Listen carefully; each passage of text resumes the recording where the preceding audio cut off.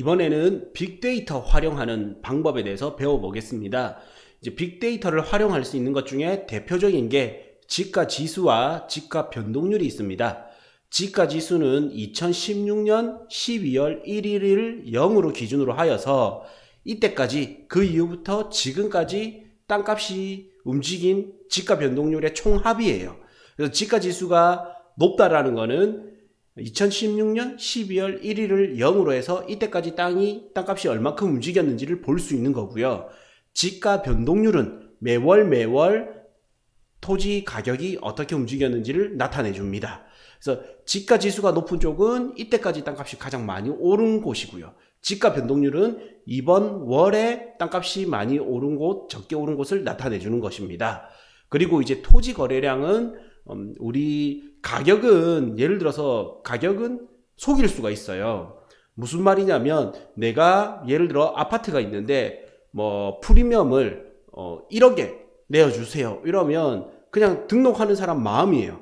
이게 정확한 시세라고 할 수는 없죠. 근데 거래는 결국에는 1억에 내놓는 사람이 있고 뭐 5천만 원에 사고 싶은 사람이 있다면 중간에 조율을 해서 7천만 원에 거래가 됐다면 이 7천만 원이 우리가 신뢰할 수 있는 거래인데 이 한 건의 거래만으로 신뢰할 수 있다도 믿기도 힘들겠죠. 그래서 이 거래량이 여러 건이 예를 들어 7천만 원에 거래됐다고 하면 그게 적정한 지급시장에서 적정한 가격이다 이렇게 볼 수 있겠죠. 그래서 결론은 이제 가격은 조작이 가능하지만 거래량은 조작하기 힘들다는 겁니다. 그리고 이제 토지 같은 경우에는 정확한 이 지가 지수나 지가 변동률을 공시지가 변동률을 두고 이야기를 하거든요. 그래서 실제 시장 가격이 어떻게 움직였는지를 찾기가 굉장히 어려워요. 거의 이제 아파트 같은 경우는 시세가 어떻게 변했는지를 알 수가 있지만 토지는 찾기가 힘들단 말이에요. 그러다 보니까 이 거래량이 많이 움직인 쪽이 뭐냐면 시장이 활성화되어 있다 이렇게 볼 수가 있는 겁니다. 다음으로 이제 건축 인허가도 있고요. 나중에 이거를 가지고 뭐 거시적으로 분석할 수도 있고 미시적으로 들어갈 수도 있습니다. 다음으로 이제 인구 증가율과 뭐 인구 이동 지수 이런 것도 활용할 수가 있고 이번 수업에는 이거를 넣지는 않았습니다. 그 다음 이제 아파트 가격과 토지 가격 해서 제가 첫 시간에 아파트 가격이 얼마큼 오를 때 토지 가격이 오른다 이랬는데 사실 이제 용적률에 따라서 이 땅값이 바뀌거든요. 근데 이제 대표적으로 제가 많이 쓰는 방법은 어떤 게 있냐면 예를 들어서 이 아파트 가격 이제 저는 어떤 지역을 가면 제일 비싼 아파트 84제곱미터에 제일 비싼 아파트 평당 가격을 구합니다. 그래서 이제 토지 가격이 그 지역의 제일 비싼 토지 가격은 상업지겠죠. 그래서 랜드마크 토지 아파트 가격과 랜드마크 토지 가격의 평당가를 가격을 비교를 하는 거예요. 그래서 예를 들어서 보니까 어떤 지역에 가니 아파트 평당가가 1,000만 원이더라. 제일 비싼 84제곱미터의 아파트 평당가가 1,000만 원이더라. 그러면 제일 비싼 상업지의 땅이 저는 2.5배 정도를 보거든요. 그래서 평당 2,500만 원이 적절하다고 보고 이거 이하면 조금 저평가되어 있다. 토지가 저평가되어 있다. 그 다음에 이거 이상이면 땅값이 조금 고평가되어 있겠구나. 요렇게 보는 거예요. 그래서 상업지가 예를 들어서 이제 상업지가 2,500이라면 주거지는 4분의 1 이하가 돼야 되거든요. 4분의 1 정도 이렇게 보는데 예를 들어 이제 주거지가 800이다. 그러면 적절하겠구나. 근데 상업지가 2,500인데 주거지가 아직 500이다. 이러면 5배가 싸니까 많이 싸죠. 그러면 최근에 상업지까지는 올랐지만 주거지는 조금 저렴하겠구나. 아니면 특수한 목적이 있어서 그 중심지의 상업지만 비쌀 수도 있어요. 그럴 경우는 예외상으로 두고요. 그래서 저는 아파트 가격 대비 토지 가격이 2.5배, 랜드마크 아파트와 랜드마크 토지 2.5배가 넘어가면 조금 비싸다. 이것보다 싸다 하면 아직은 토지가 저평가되어 있구나. 그리고 이거는 팁으로 1층에 상가 있죠. 1층 상가 평당 가격이 아파트 평당가의 3배가 넘어가면 저는 이제 조금 비싸다. 그래서 이것만으로 정확한 법칙이 아니라 우선은 이렇게 보면서 이 처음 가는 낯선 지역에 어느 정도 고평가되어 있다, 저평가되어 있다 감을 잡고요. 다음에 이거를 구체적으로 해서 왜 이런지 그 타당한 이유가 있다면 비쌀 이유가 있는 거고 이유가 없다면 가치가 지금은 좀 고평가되어 있구나. 이렇게 이제 대략적인 감을 잡을 수가 있습니다. 예. 그래서 우선 이제 하나 예시로 보면 이제 평택시 도시 기본계획을 보시면 요거는 2020년 평택 도시 기본계획의 발전축입니다. 그래서 도심이 어디가 있냐면 고덕 도심이 들어가고요.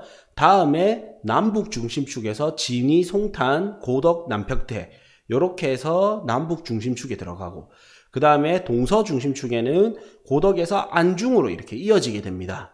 그래서 여기서 이제 제가 말씀드리고 싶은 건 요 안중을 보세요. 안중이 부도심인 거예요. 도심은 고덕, 부도심은 송탄, 남평택, 안중이 들어갑니다. 예. 그런데 이게 이제 바뀌게 되죠. 이제 2035 도시 기본계획을 보시면 2030, 2035 어쨌든 변경된 도시 평택의 도시 기본계획을 보시면 도심에 고덕 플러스 송탄과 남평택이 들어가 있습니다. 도심이 커졌어요.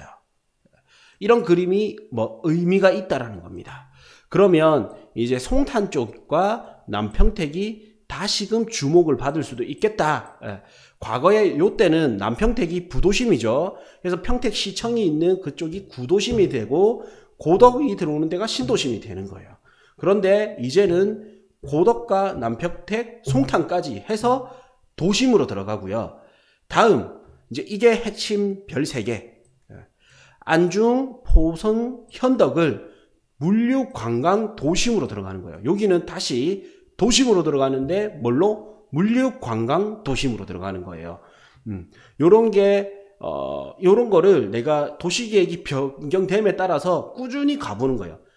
저는 참고로 평택 땅에 투자를 하지는 않았거든요. 이제 워낙 저는 전국적으로 돌아다니다 보니까, 평택이 안 좋다가 아니고, 저한테 맞는 상황이 아니었던 거예요. 어쨌든, 그래서 사실 평택에 땅이 있었으면 이런 생각도 해봅니다. 그러나 어쨌든 돈의 한계는 있고, 내 상황에 맞는 투자가 좋은 거니까요. 저는 이제 주로 이제 부산에 있다 보니까 하지 않았었는데, 근데도 평택에 계속 가보는 거예요. 왜 그렇냐? 이 도시계획이 바뀜에 따라서 실제 집가는 어떻게 움직이고 시장은 어떻게 움직이는 걸 피부로 느끼는 거예요.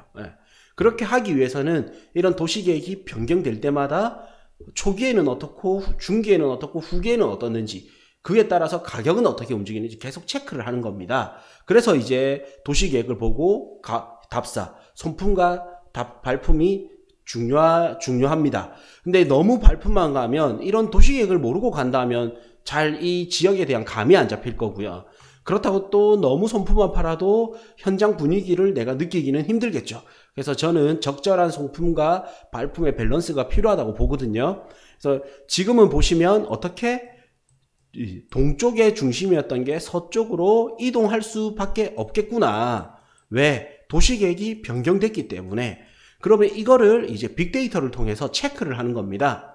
그래서 이제 부동산 통계 정보 시스템 여기 들어와서 R1이거든요. 요 사이트에 들어오면 이게 조금 바뀌었어요. 그래서 전국 집가 변동률, 부동산 거래 현황 이거 클릭하시면 되는데, 우선 전국 집가 변동률을 클릭을 해줍니다. 그러면 창이 하나가 열리면서, 이런 창 이제 부동산 하신 분들은 한 번씩 보셨을 텐데, 여기서 이제 전국 집가 변동률을 볼 수 있고 거래 현황도 볼 수가 있어요. 그래서 이제 우선 첫 번째 집가 변동률을 보겠습니다. 집가 변동률에 들어오면 집가 지수가 있고 집가 변동률이 있습니다. 첫 번째는 집가 지수부터 보세요. 그래서 집가 지수를 클릭을 하고요. 그러면 월 단위별, 년 단위별, 읍면동 단위별 이렇게 체크를 할 수가 있거든요. 저는 읍면동 단위별로 월 단위, 읍면동 단위로 체크를 합니다. 그래서 이제 보니까 집가 지수를 이렇게 보니 이제 2016년 12월 1일 요때가 0인 거예요. 그래서 어쨌든 요때 당시 평택은 경기도 남쪽 끝자락에 있다 보니까 이 이전에는 오히려 경기도의 평균 집가 상승률보다도 낮았었어요. 집가 지수가. 그러나 이제 시간이 지나면서 경기도 평균치보다 평택이 높아진 거예요. 그러면 이게 높아지기 시작하는 시점에 들어갔어도 늦지 않았다. 아마 이거는 제 생각에는 더 많이 벌어지지 않을까라고 예상이 됩니다. 어쨌든 그래서 이제 평택이라고 들어온다면 이거를 이제 그 다음에 여기 엑셀 파일로 해서 다운을 받을 수가 있거든요. 엑셀 파일로 다운을 받아서 내가 내림차순으로 해서 순위별로 살펴보는 겁니다. 동 단위별로 해서, 읍면동 단위별로 해서. 그래서 평택에서 땅값이 가장 많이 오른 곳은 요 3개 지역이 공동 1순위인데 팽성읍, 지제동, 그 다음 신대동이 있어요.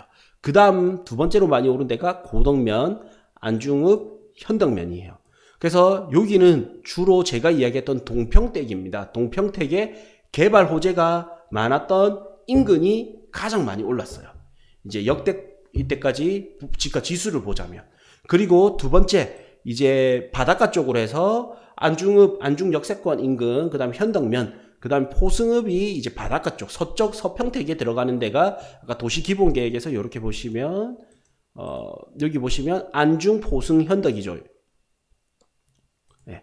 물류관광도심이 되는 쪽이 안중, 포승, 현덕입니다. 네.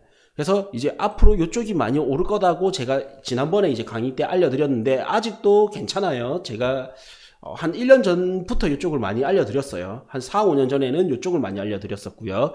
어쨌든 안중, 포승, 현덕이 이제 도심이 들어있는데 이때까지 집가 지수를 보면 안중, 현덕은 그래도 높은 편인데 포승이 아래쪽에 있죠. 네. 요거를 일단 기억해 두시고 평택 평균보다 아래에 있어 포승이. 네. 다음 이제 과거 복기를 해보는 거예요. 이제 지가 지수는 이때까지 땅값이 많이 오른 곳입니다. 그래서 1위가 팽성읍이죠. 팽성읍이 여기 팽성읍인데 요만큼이 이제 미군 부대가 이전하는 거죠. 용산에 있는 미군 부대가 이전하면서 요 인근의 땅값이 많이 오른 겁니다. 그래서 역시나 뭐다? 개발지 인근이 땅값이 많이 올랐다. 다음 공동 1인데 요 고덕 신도시가 있고 지제역이 들어오는 요 지제동, 요 위에 삼성전자. 그래서 역시 여기도 개발지 인근이 많이 올랐다라는 거예요. 다음 이제 신대동이 바로 또 공동 1위죠. 여기 지제동, 신대동 여기도 마찬가지로 이제 개발지 인근이 땅값이 가장 많이 올랐습니다. 이렇게까지 해서 공동 1위. 그 다음 이제 2위는 고덕면인데 고덕 신도시가 들어오는 요 일대인 거죠. 네. 여기가 이제 2위로 해서 땅값이 많이 올랐고요. 그 다음에 3위, 4위는 어디냐면 안중읍, 현덕면. 그래서 안중읍이 여기고 이제 역사가 요 정도에 들어오죠. 안중역이 서해안 복선전철. 그래서 역사가 들어온다고 해서 토지 거래가 활성화되기 시작하는 거죠. 이게 2021년인가 22년에 개통 예정이거든요. 미래철도 DB에 들어가면 나옵니다. 그래서 거기 이제 마이너스 2, 3년인 이제 꿈틀거리고 있는 거예요. 계속. 네. 그래서 안중읍 3위, 4위는 이제 현덕면. 그래서 황해 경제자유구역 평택에 이제 여기 현덕지구하고 포승지구가 있거든요. 그래서 이쪽이 땅값이 많이 움직이고 있는데 이 중에서 지가 지수는 현덕면이 4위를 했습니다. 네. 다음은 이제 지가 변동률입니다. 그래서 매월 단위로 나와요. 이거를 이제 짧게는 석 달, 길게는 6개월 정도로 해서 최근 과거 이때까지는 어디가 많이 올랐는지고 최근에는 어디가 움직이고 있는지를 볼 수가 있어요. 그래서 최근에 어디가 움직이고 있는지 보니까 현덕면이 1위입니다. 다음 이제 서탄면인데 서탄면이 아까 고덕의 북쪽에 있는 쪽이 움직이고 있어요. 이 말인즉슨 뭐냐? 그 도시기본계획에서 이제 원래 도심에 고덕, 송탄, 그 남평택이 같이 들어가잖아요. 이 송탄 인근에 있는 데가 요 서탄면이에요. 그래서 도시기본계획에 따라서 이 도시도 조금씩 바뀌고 있구나 알 수 있고, 다음 이제 포승읍도 많이 평택시 평균보다 아래였던 곳이 여기 이제 봅시다. 포승읍이 평택시 평균 아래였어요. 원래는. 근데 지금은 평택시 평균보다 위쪽으로 올라갔습니다. 그래서 지금 평택에 주목해야 될 곳은 서평택인 안중읍, 포승읍, 그 다음에 현덕면 이렇게 있어요. 지금 현재 현덕면이 제일 많이 꿈틀거리고 있죠. 앞으로는 이제 포승읍 쪽으로도 따라서 같이 올라갈 것이다. 강남 3구가 있으면 강남, 그 다음에 송파, 서초 이래 있듯이 이제 강남구보다는 송파가 살짝 아래이지만 같이 움직이잖아요. 마찬가지로 이 강남구에 해당하는 곳이 어떻게 보면 이제 현덕면, 안중읍 이런 데인데 송파에 해당하는 곳이 여기 포승읍이라고 보시면 돼요. 그래서 돈이 조금 더 있다면 뭐 이런 데도 좋겠지만 포승읍도 충분히 가성비가 좋을 것이다. 이렇게 볼 수 있겠습니다. 그래서 여기 현덕면, 안중읍, 포승읍 요 세 개 읍면이 물류 관광 중심의 도심으로 들어갑니다. 그래서 이제 평택은 2도심이 되는 거예요. 그래서 이제 여기는 물류 관광이잖아요. 그러면 IC 주변이 앞으로 물류로 좋겠죠. 그 다음에 이제 관광이라 하면 호수가 있다라든지 바다가 보인다든지 무슨 관광적 테마가 있는 곳 있죠. 대표적인 게 이제 수변 조망권이고 요런 쪽을 또 눈여겨보면 좋을 곳으로 예상이 됩니다. 그리고 조금 꿀팁으로는 예를 들어 여기가 바닷가다. 바다로 가는 길목, 바다와 여기 도심이 있죠. 요 사이를 연결해주는 길목 있죠. 요런 데도 괜찮을 수 있다라는 겁니다. 요 사이를 연결해주는 길목. 그래서 포승까지 안중, 현덕, 포승 요렇게까지가 이제 최근 들어서 움직이고 있다. 그 말인즉슨 이때까지 지가지수는 동쪽이 높았지만 향후에 현재로는 요 서쪽에 평택도 움직이고 있구나라고 알 수가 있는 거예요. 이런 식으로 해서 땅값이 많이 오른 곳 있죠. 이미 많이 오른 곳 요런 데서 이제 저평가된 곳이 있는 거예요. 예를 들어서 이제 시작인 아파트로 따지자면 이제 시작인 이런 특징적인 지역도 있지만 예를 2020년 기준으로 조금 이때까지 좀 저평가됐다고 느껴지는 인천이 움직이고 있죠. 그래서 인천에 들어가는 방법도 있지만 한 1, 2년 전으로 돌아간다면 한 3, 4년 이렇게 돌아간다면 서울의 대세 상승장이 시작되었는데 1급지가 오르다 보니까 따라서 2급지 정도는 올라갈 수 있다라는 거죠. 마찬가지로 이제 평택이 움직이는데 동쪽이 움직이다가 어느 정도 동쪽이 고평가됐고 서쪽이 상대적으로 저평가됐다 하면 그때는 이제 지역 균형 발전에 의해서 서쪽으로 다시 흘러가는 거예요. 그리고 세종시 같은 경우에는 남세종이 고평가돼 있다 보니까 북세종으로 흘러가게 되고요. 제주도 같은 경우는 지금 지가가 많이 빠지고 있습니다. 그러나 이제 제2공항이 들어올 때쯤 되면 움직일 건데 지금 영어교육도시 쪽이 이게 있는 제주도가 이래 있으면 서쪽이 고평가되어 있고 동쪽이 아직까지 저평가되어 있단 말이에요. 그래서 현재는 영어교육도시도 있지만 제2공항이 들어오는 서쪽을 눈여겨보면 이제 앞으로는 좋을 것이다.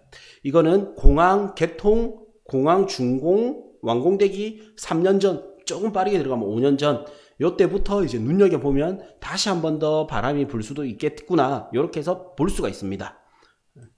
다음에 이제 토지 거래량인데 거래 현황 해서 이렇게 볼 수가 있거든요. 그래서 거래 현황에 들어가면 평택시 거래를 볼 수가 있어요.